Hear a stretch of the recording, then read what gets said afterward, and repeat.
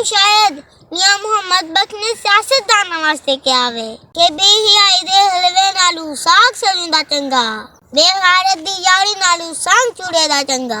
ਪਿਛਲੇ ਦਿਨਾਂ ਵਿੱਚ ਮੈਂ ਫੇਸਬੁੱਕ ਉਤੇ ਇੱਕ ਪੋਸਟ ਪੜ੍ਹ ਰਿਹਾ ਸਾਂ। ਪੋਸਟ ਵੀ ਮੇਰੇ ਨਾਨਕਿਆਂ ਦੇ ਪਿੰਡ ਦੇ ਬੰਦੇ ਨੇ ਕੀਤੀ ਸੀ। ਨਾਨਕੇ ਦੇ ਪਿੰਡ ਦਾ ਬੰਦਾ ਫਿਰ ਨਾਨਾ ਹੀ ਲੱਗਾ ਨਾ। ਜੋਗੋ ਚੱਕ ਤੇ ਇੱਕ ਮੇਰੇ ਮਾਮੇ ਨੇ ਫੇਸਬੁੱਕ ਉਤੇ ਪੋਸਟ ਕੀਤੀ ਇਹ ਜਿਹੜੀ ਕੋਠੀਆਂ ਜੱਟਾਂ ਤੇ ਜੋਗੋ ਚੱਕ ਵਿੱਚ ਗੈਸ ਆਈ ਉਹ ਮੈਂ ਕੰਪਲੇਨ ਕੀਤੀ ਹੈ ਤੇ ਮੇਰੀ ਕੰਪਲੇਨ ਦੀ ਵਜ੍ਹਾ ਤੋਂ ਸਾਰੀ ਗੈਸ ਬਹਾਲ ਹੋਈ ਏ। ਗੱਲ ਉਹਨਾਂ ਦੀ ਵੀ ਠੀਕ ਹੈ, ਉਹਨਾਂ ਨੇ ਨਾਲ ਕੰਪਲੇਨ ਦਾ ਸਬੂਤ ਸੈਂਡ ਕੀਤਾ ਸੀ।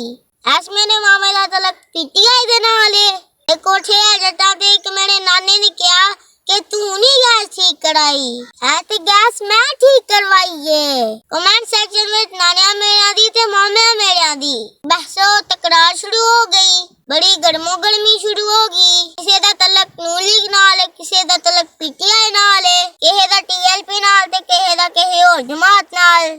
मैं अपने सारे नानकियां नूं इह गल दसना चाहना वा ये गैस दी बहाली विच तुहाडा कोई अमल दखल नहीं। सारा मेरे दादियां दी दुआवां दा नतीजा वे।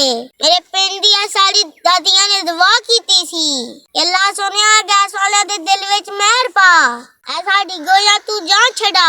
महंगाई दे दौर विच सिलेंडरां तू साडी जान छड़ा। अल्लाह ताला ने मेरी दादियां दी दुआ कबूल कर ली।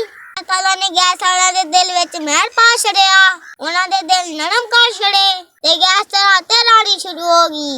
मैनूं लगदा वी कि मेरे नानके वालियां नूं समझ आ गई है कि गैस किस तरह बहाल हुई है ते लिहाजा तुसीं आपस विच सलूक ते इत्तफाक नाल रहो। सियासतदानां दे वास्ते आपस विच ना पिरो। हज़रत मियां साहब फरमांदे ने कि सियासतदान सिर्फ अपनी नस्लां दे सके ने। ਜਿਹੜਾ ਤੁਹਾਨੂੰ ਪਲ ਲੱਗ ਗਿਆ ਸਾਡੇ ਸਕੇ ਨੇ ਜਾਂ ਤੁਹਾਡੇ ਸਕੇ ਨਹੀਂ ਤੇ ਇਹਨਾਂ ਨੇ ਕਦੇ ਵੀ ਤੁਹਾਡਾ ਸਕਿਆ ਨਹੀਂ ਜੇ ਹੋਣਾ। ਤੁਸੀਂ ਆਪਸ ਵਿੱਚ ਵੀ ਨਾ ਪੜਿਆ ਕਰੋ। ਮੈਨੂੰ ਦੁੱਖ ਲੱਗਦਾ ਕਿ ਮੇਰੇ ਨਾਨਕੇ ਆਪਸ ਵਿੱਚ ਭਿੜਨ ਐ ਜੋਕਰਾਂ ਵਾਸਤੇ।